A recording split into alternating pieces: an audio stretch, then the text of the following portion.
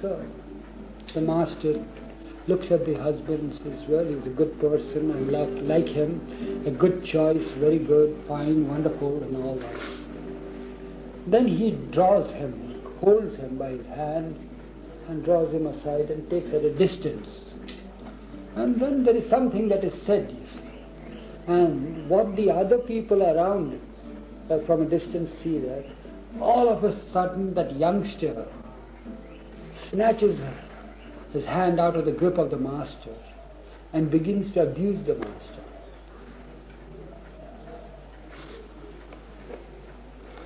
So, you heard the story? So, he abuses the master. And the parents were just, they didn't even expect such a thing, such a scene. They had brought him there for his blessings. And the girl there, immediately, you see, the thought started coming back, says whether it was a good choice, but the master said it's a good choice and everything was all right. What happened all of a sudden? Nobody knew. He comes to that girl, his wife now, catches hold of her and drags her out of the vicinity of the master and says, if you want to be mine, if you want to live with me, never once utter the name of that scoundrel. And she's dragged away from the master. And you know the custom, it is customary amongst Indians to, once a woman gets married to a man, the woman has to be faithful to the man till a lifetime. So master orders her, go and be with her, live with her happily. Think of me. So he turns to the master and says, you scoundrel, stop saying such a thing. I'm not allowing her, or I'm not going to get her, love you or think of her. Well, they all pass it. The parents said they just don't know what to say and what to make out of it all. So the master comforts them and says, don't worry, it had to happen. One day, everything will be revealed. Well, they have made a good selection. The boy, you see, was a young man from a very wealthy family, very influential. He took over the business of his father, and they are husband and wife now, leading a separate life. They seem to roll in riches, very influential. Wherever they go, people respect and revere them and all that. After a time, a daughter is born to them. Very beautiful daughter, because they both were beautiful, handsome. And the daughter grows. She is beautiful.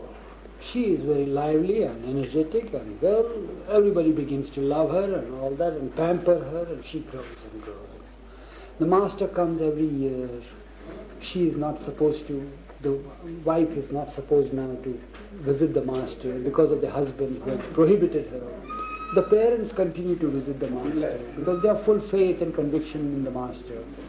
And here they are deprived of this opportunity. This girl is deprived, who had played on the lap of the master, who had become a mother now, and she is deprived of the presence of the master. She feels very sore about it. But she does not know what has happened all the time. All the years have passed by. Now she doesn't know. The girl begins to grow. She is having a very good time. Everything perfect, every convenience and comfort is there. The great influence there, the great wealth is there, the palatial buildings are there, everything perfect. Yet she is unhappy because she is not supposed to contact her master, not take his name, not remember him and all that. Well, the girl grows here. The master comes there. The parents visit the master once a year and so forth. 16 years have passed by. Once there is a scene there in the home. The girl, when she started growing, you see, she was very pampered much, you see. She was very beautiful, very healthy and all that. Well, she was not leading proper life. She got mixed with certain undesirable elements, you see. And then she lost respect amongst the society and all that. And she began to lead a very loose life. And at the age of 16, she left home and became a prostitute. And this was a great blow to this very much honored family in the society, you see. They were honored. The people, the citizens honored them and all that. Now, whenever this man would go out, they'll point out, the daughter belonged to this man. He is the father of that girl. He is the one who is responsible for it. What is fame and wealth, you see, when compared to having a daughter like that, you see. And he hears all this, and that drives him crazy and mad, you know. All the more reason for that woman to be very unhappy, because she has lost the prestige in the eyes of the people. She is no more respected in the society now, because having a daughter who is a prostitute, who has left the home, it reflected upon the parents. Well, it so happened that she is now very much sad, and she is losing her health and all that. So, it so happened that 2-3 years passed by, and the family has become very miserable. They don't know what to do. They are losing health. She has lost her beauty. He has lost his handsomeness. Health is lost. Lost all interest in his business and his life and everything. He cannot move out on the streets because people start pointing out their fingers at him. He does not know what to do. The wife brings back the memory of the perfect master he used to visit. She says she thought of a way to find peace, you see. Now what is to be done?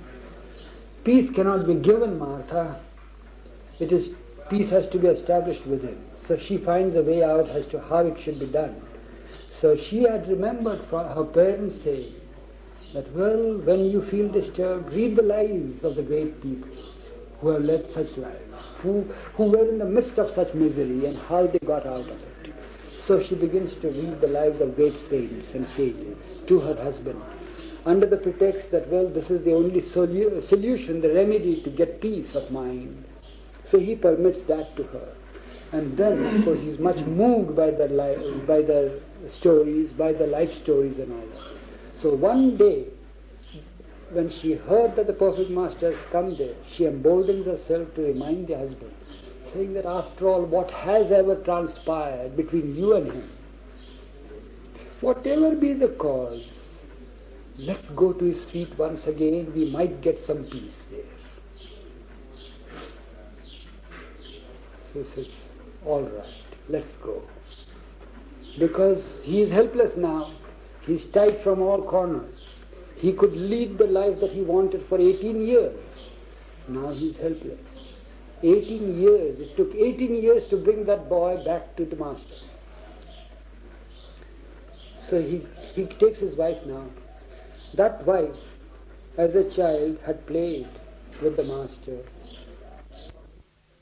Again giving the discourse, the same things are said in different words, and he gives them the words of counsel. He gives them love and peace and all that. Sunset. Now you should go. But he signals to the family to sit down as usual. And he notices the two of them had come there. So he tells them to sit down. So they sit. All have gone now. Once again the parents have brought the food there. So the food is spread out. He distributes the food amongst his Mandali people, and they sit and chat and talk and all. All of a sudden he turns to the couple and says, how many years have passed? He says, 18 years have passed. He says, what's the matter with you people? You both seem to be older than I am. What ails you? Is there anything wrong with you? How is your health? What is wrong with you? How is your business? Is it flourishing, or have you incurred loss? Everything is all right. Nothing is wrong with us. What happened to your health? It's not. Nobody dares to say anything. So he insists upon the daughter to tell what's the matter at the house. What is the matter? Why is it like that? So she is shy. Then he turns to the husband. He is shy.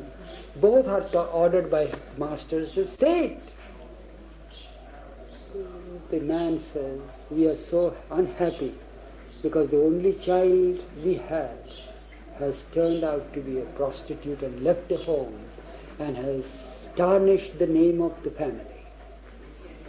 And it saddens us, pains us, and drives us crazy, and we cannot live. So the master gives a chuckle and says, I am so pained to hear this. Even I, as the perfect one, tried to erase that which was there, but the law of karma stood in its way, unbent. So he turns sternly to the man and says, stand up and speak what transpired that night when you drove my little girl away from me and you were so rude to me.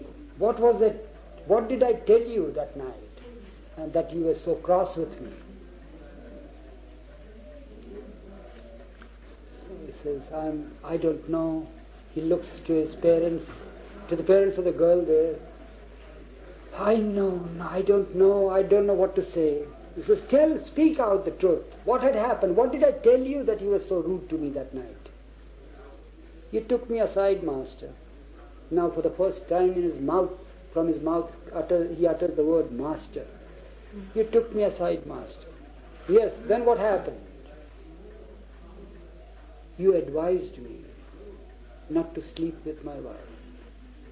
Instead, you gave me your own money to pay visits to the brothel and be with the prostitutes.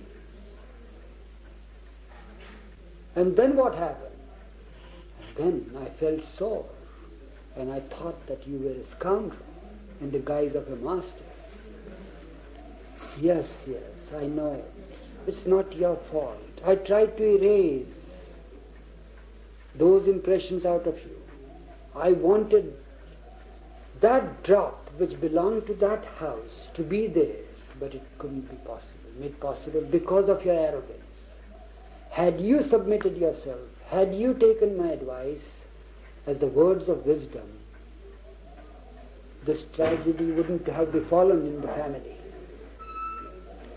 And unfathomable are our ways, and you think that you all are wise people. So you ignore our advice, you ignore our suggestions, and you want to do your own. So that's the tragedy. You have not only defamed yourself in the society, but you have given pain to my little daughter, whom I loved so much, and I still love her. You separated her from me.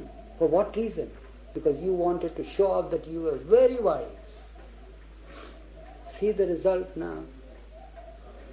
Well, whatever has transpired, don't worry. Then he blesses the couple that for the first time there and says, now you leave the town. Better leave the town. Leave the daughter because she belonged to that place. I knew it. That woman belongs to the place. You leave her there. Now you go to another town, lead a fresh life, new life. And think of me, and I'll be visiting that place there too. And just lead a fresh life once again. So then he blessed the couple, and they lived happily ever after. But we cannot fathom the ways of the Master. Such are the ways. How would one feel, you see, on the day of the wedding if the Master were to advise like that? But it was all done in love for the family.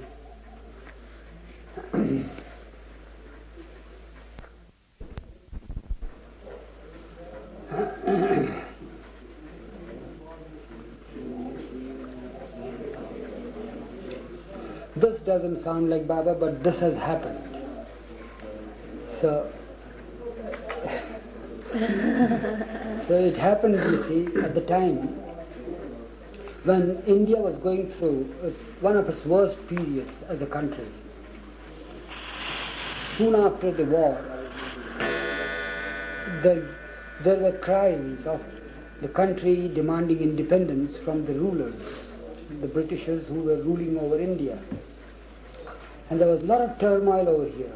And people were just in a frenzy, you call it. And there were a lot of riots and burning and all sorts of things happening. India did get its independence eventually. And when India got its independence, two brothers couldn't live together in the same house. So they fought. And of course, they decided that it was no good living in the same house. So they divided the country. So Pakistan and India came into being. And with the division of the country, it so happened that there was bloodshed all over the place. And with that bloodshed, you see, there were so many deaths. How many million died? Do you remember? Husham, at that time?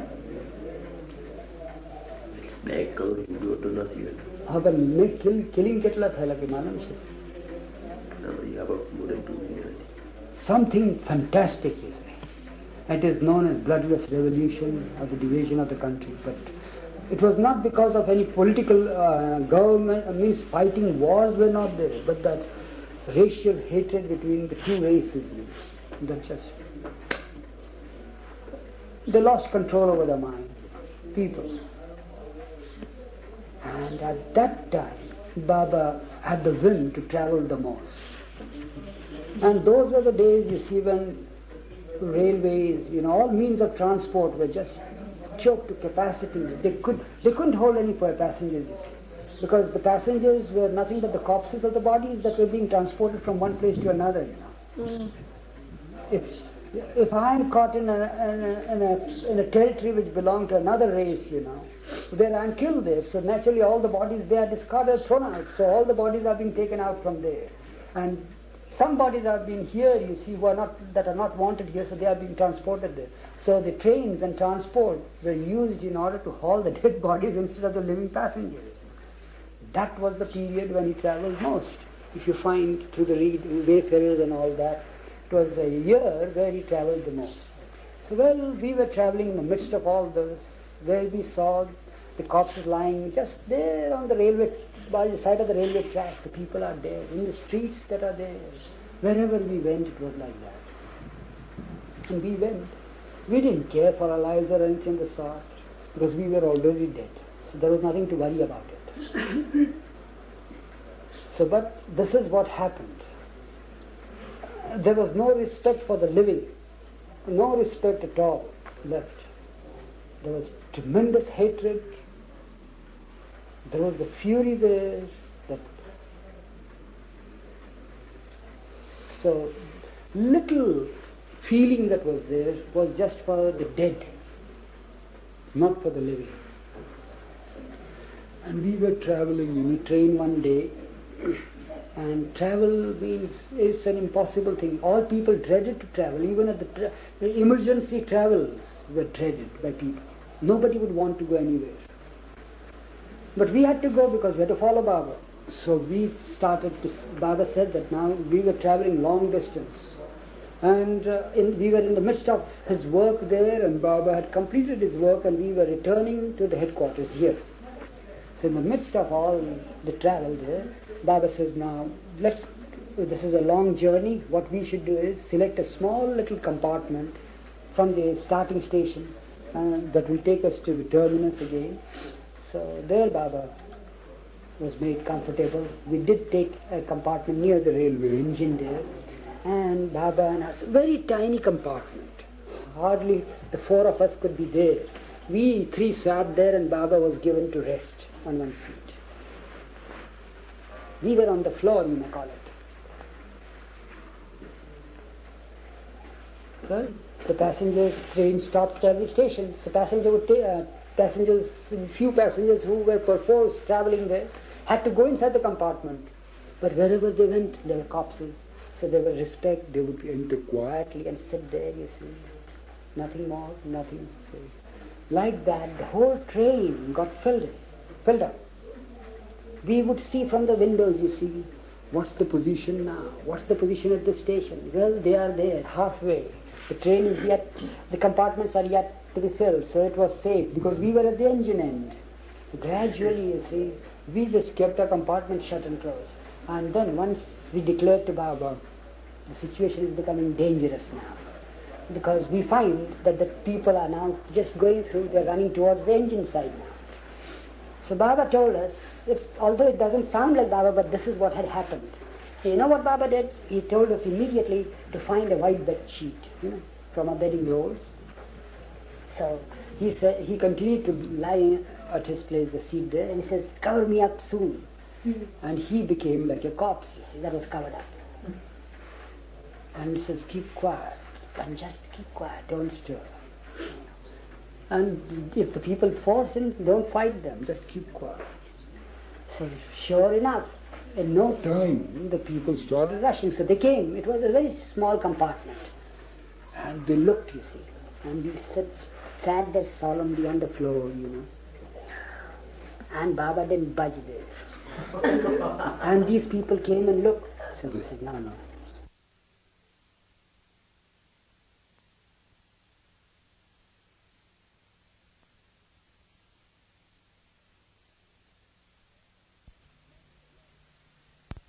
Prophet, not this Mohammed at Mehrabad, the Prophet I mean, Mohammed the Prophet, was with his followers, you see. As we were with Baba having the morning session or afternoon, a young man comes in and begs of him to help him. So Mohammed asks, well, what do you want? He says, I do not know what I should do for my livelihood. Well, so easy, follow in the footsteps of your father. My father's footsteps? He says, yes. Why not? Didn't he have any vocation? He couldn't speak out. He had such great regard and love for the Prophet that what the Prophet said, you see, just took him by surprise. And all those who were around Mohammed, they felt very sad about this man as to why does he not pick up the hint. Mohammed again asked, what's the matter with you? Aren't you happy with this? You don't like what your father did? What did your father do? He was a thief. He used to break open houses, rob people. So you don't like to do that? That's why you feel so nervous about it, eh? I said, then Muhammad says to him, I tell you, you continue in the footsteps of your father. But remember two instructions that I give you now. One is that break open anybody's house, rob anybody if you want to, as many times as you want to. But remember one thing, do justice. Remember justice. Don't forget that there is something as justice. And another thing is, as soon as you hear the prayer call, leave everything and attend to the prayer. Will you do that? If you do these two things, you will be free. Your vocation will not bind you. He was very happy with it. Now the Prophet has himself given instructions and orders to continue that.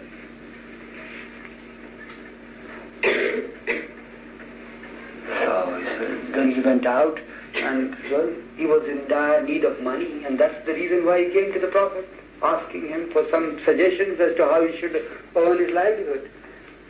Now that he has received the order from the Prophet, he goes out hunting, you see. He wanted to have a good booty, you see. So he went in search for the wealthy person. He went out and then he knew who were the wealthy and all that. So he went out, you see, on an inspection tour in the morning as to how you should get inside and all that. So he selected one person's house. He was a very wealthy person. He went in the night, threw a rope, you see, over the terrace there. He climbed on the roof. Through the terrace and the roof, he got inside. And those were the days when there were no bankers or banking systems or anything of the sort. Their banks were the hearths, fireplaces, where the women would always be there, you see, so that there was no fear. And there were no currency notes or anything of the sort. There were gold pieces or silver pieces. They were dug under there and kept there in bags or pots and all that. So he knew these things. He went out and collected 25 pots, 25 bags of gold pieces. He saw them all gold. With great difficulty, of course, he searched and found out. He took a piece of cloth and just put all the bags there, brought and carried it, threw it across his shoulder and started climbing out to go to the place to climb down. Just then, when he took a couple of steps, he remembered Mohammed. He told me to remember justice. This wealthy family, if I were to carry all that possession and wealth, I won't be doing justice. It's proper for me to put at least one bag. So he removed a bag from there and just dumped it on the floor and put 2 or more steps there. Again he said, no, but this is not doing justice. I am all alone and here's a big family and I am taking away all their shares. And what will I do with so many bags? A couple of more bags were thrown. Then he went further. And then he thinks, while throwing a couple of more bags, he gets a thought, am I really doing justice? Carrying all this with me? I don't think so. Then, but in spite of it, his lust for some wealth, you see, just made him throw only 2 bags. Then another step, another bag, another bag, another bag. In the end, eventually, he carried only 10 bags with him across his shoulders and climbed up. And says, yes, this is all right. 15 bags for the family, 10 bags for me, because I have labored for it too. So as soon as he went up there and was about to climb down the rope, it was time for the prayer. So the mullah there on the minaret starts, Allahu Akbar. Immediately he is again reminded about it. So he puts down his booty there, and on the terrace he starts praying. He also starts, Allahu Akbar. So the owner of the house immediately wakes up, you see. Being influential and wealthy, they need not go for prayers. Because prayers are only meant for those who are in need of something from God. So, it's a fact.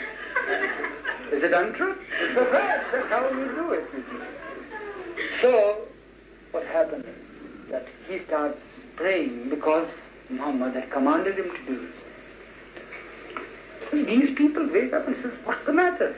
Who prays in our house at this hour, unearthly hour in the morning? So he wakes up his wife and says, do you hear anybody praying in our house? Yes, somebody on the terrace. So they both get up. They wake up their eldest son, their daughters. They all go in a procession and they find somebody praying there. But before they leave their place, you see, and go up, what they find is the bags of treasures there. As if some flops have been put there. It's like some cow going to the house. The man wonders, who is this person? Is a thief here? How can there be a thief when he prays here? Well, whatever it be, they all went up and they found him engrossed in prayer. They waited there. They couldn't disturb a person in his prayers. As soon as the prayer was over, he said, sir, may we know who you are here in our house?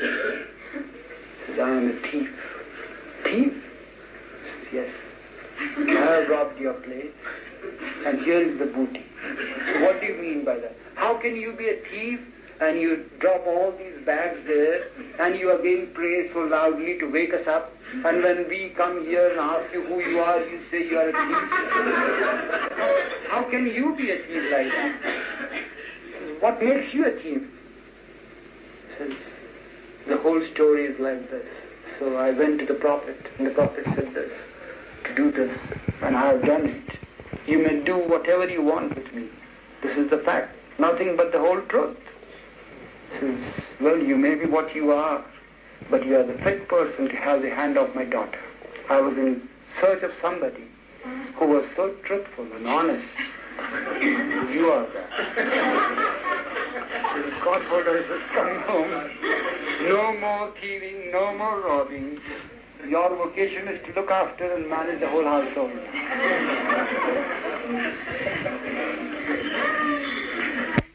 Adam, what they want to do and what they do with our lives, it can never pass. That's the life with the God-man. Never felt. To us it appears to be so superfluous, so fantastic, so out of the way of spiritual path. But we are right in the midst of spirituality. We are at the hub, at the center of the whole creation, being with Him. And we do not know what happens on the periphery.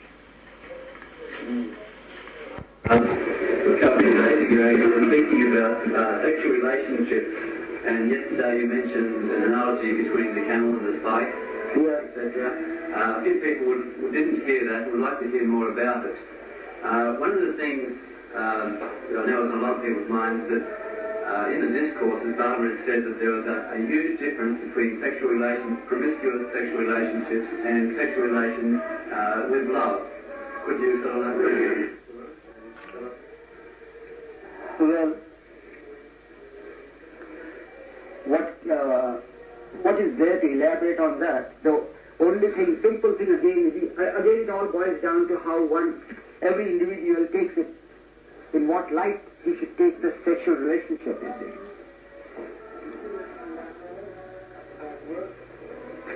One simple thing is that Baba wanted us to lead a very pure life. I mean, all of us, all His creatures, He wants us to lead a pure life. And what is purity in life? Is to remember Him always, constantly.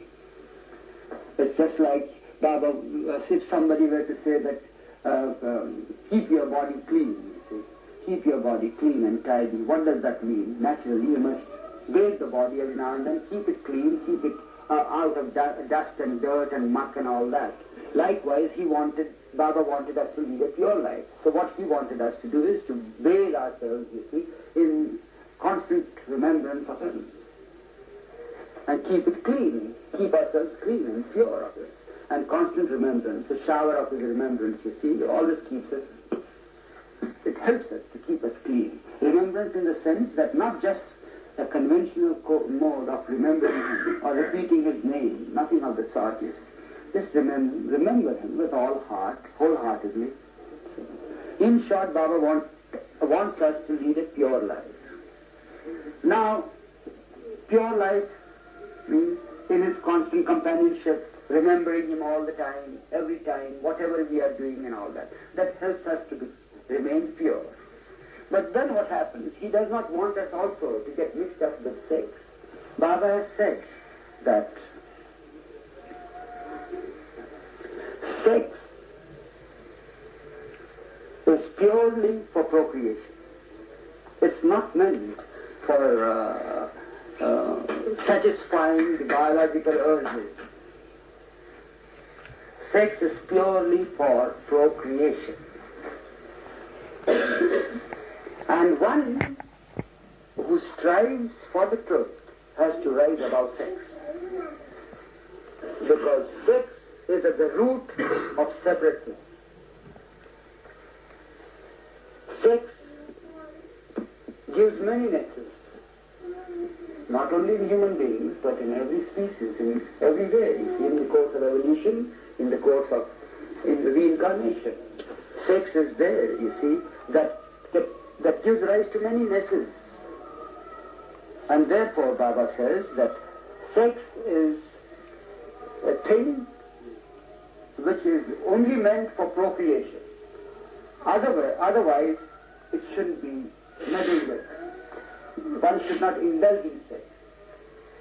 Well, if we can't indulge in sex, we are so weak and poor. Our biological urges are so strong that it supersedes our resolves and determinations. And therefore, we fall a prey to our animal nature. And therefore, we indulge in sex. So Baba says, well, if you cannot remain a celibate, because those who are striving for the truth, mind you, it is for them, Baba says, that you have to rise above sex. If you were to rise above sex, you remain celibate. Celibate means what? Not just physically celibate, but also mentally celibate. But if you can't do that, it's better for you that you get married. And marriage can help an aspirant on the path to reach the goal. Not necessarily that one has to be a bachelor or a spinster or remain celibate, nothing of the sort. Marriage can take you to the goal. On the contrary, marriage can help you further in your progress towards Baba, towards him. Because it's like leading a married life, you see, and keeping Baba constantly as a companion in the household. It's like fighting the battle of life within a fortress. It helps you. Yeah. Eruch, Yeah. so the Baba was urging that the married couple where menopause had been reached, there no fertility becomes possible and the sexuality should stop. Yes. I'm coming to that later on, Doc. And that will be there, but how did Baba first say to us? You see, the simple and important thing is that sex is meant for procreation. That's all. So once you know that a stage has reached of menopause, there is no question of procreation. So naturally intercourse must stop. It's meant for procreation. Well, that's another issue. What were we? Where were we now? What were we saying to you? Where were we? Yes. Yes. Then Baba says that, well, if you cannot remain celibate, then it's better to get married. And for marriage, you know what happened is, in the beginning, as Baba told us once, it was very simple. A man took his wife, you see, just for the purpose of procreating and continuing his name and having some hands in his family to help him in his old age. And they lived, man and woman lived together, you see, and led a married life, as we call it nowadays.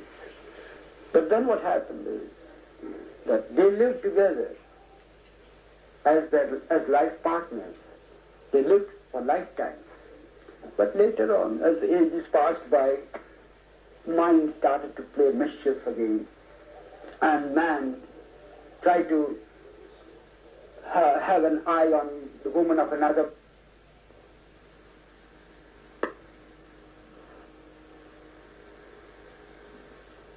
community or the society, you see, thought that it is best that when they took man and woman as life partners, you see, when there was a sort of an occasion when a man says that he wants this partner for his lifetime, then there should be some witnesses around, so that they are bound, you see, by their word, and that they should remain as partners for lifetime, and that they should adhere to their partners for lifetime, and not go astray with other women or other men. So they had those witnesses. Then those witnesses, you see, remain there all the time. But then, somehow or other, you see, then the world became, you see, large for them, and they migrated and they went away and all that. And they didn't care for those witnesses, because witnesses remained in the same district and they went away. So what happened is, later on, there came into vogue, you see, that scrap of paper, as we call now, as a legalized marriage, you know. But in that also there is a necessity for having witnesses. So you call your friends and relatives and acquaintances on the wedding day to be a witness to the contract that you are undertaking now, to be partners in life for lifetime. In short, what Baba says is that if you want to have a partner, it should be a partner for lifetime. Baba doesn't want you to have a partner for 5 days or 6 days or 6 months and then divorce the partner and have another partner. Through thick and thin, the partner should remain for the lifetime. And when that married life is led with the intention of having the partnership for lifetime, impressions, that an interchange, an exchange, nullify after some time, nullify each other's impressions, and there is no binding created. That's what was given to understand. And that's why it is said that a married life led purely for the sake of procreation, within limits, living honestly, in companionship of Baba's presence all the time, is never harmful. On the contrary, it helps man's progress towards spirituality. But then there are so many other complications that arise, you see. Baba wanted us, complications like homosexuals, love of the homosexuals, love of the heterosexuals. Heterosexual people, you see, they would naturally try to find out partners in opposite sex. Homosexuals want to have their partners in their own sex. So, is it possible for homosexuals to live a life together? Should they live a life together because there is love? Baba says no. Even heterosexuals, you see, they are allowed to lead a life because of sex, which is specially meant for procreation. And also heterosexuals can lead a life, you see, of man and wife till the end, provided they have their partnership till the end. Otherwise, Baba says the homosexuals should have their friendship, their love among themselves, their affection and all that, but have no sexual relationship whatsoever. Because one must rise above sex. There is no loophole, there is no any escape from it. Nothing of the sort. One has to rise above sex and lead a pure life and never meddle with sex.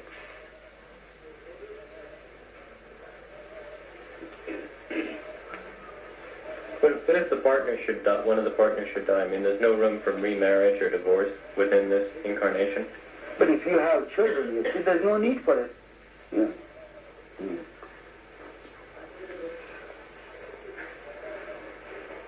Purpose of getting a partner in life is for two purposes. One is that you should have children. And second is that because you cannot contain your animal nature within yourself, you want to give vent to your feelings or biological urges, therefore you chose a partner. And if you are not satisfied with one partner and the partner has died and you want another partner, you may have it. You remind me of a thing that somebody asked Baba. You see, when they got married, they came for Baba's blessings. They came there and they asked for Baba's blessings and Baba blessed them. Then the man said, Baba bless me, or Baba blessed them. Whatever they may have had in their mind, Baba blessed them. But he wanted to clarify the blessing. And the clarification was sought by his asking Baba, says, Baba, bless us with a bonny son. Baba says, all right, you're blessed with that. Baba says, after that, no more. Then the man looked, no more means no sexual intercourse. You want a blessing for a bonny son. All right, I bless you. After that, no more, Baba says. So he understood, the wife understood also, but he got puzzled, embarrassed, you see. How will he live a life? No more sex means what? He got married to a partner wanting to have a sexual life, you see. The married life, but seed of sex is there, you see. So, Baba, how is it possible? Just, what should we do? So the best thing for you to do, have intercourse only once during your lifetime. But that is not possible. How can we do that, Baba? This is all that have twice in your life. And then Baba said that it's that will never help us. It's all at 3 times happen. Then Baba asked, well, aren't you happy? So I said, I don't know how it will be. So all that, have as many times as you want, but have a shovel by your side. You know, shovel? To prepare your grave and keep it ready for you. That's what he says. Have a shovel by your side. That means it's very harmful. It's detrimental to your progress, to your own self, to your true self. Sure, Baba wanted us to know that the opposite sex is there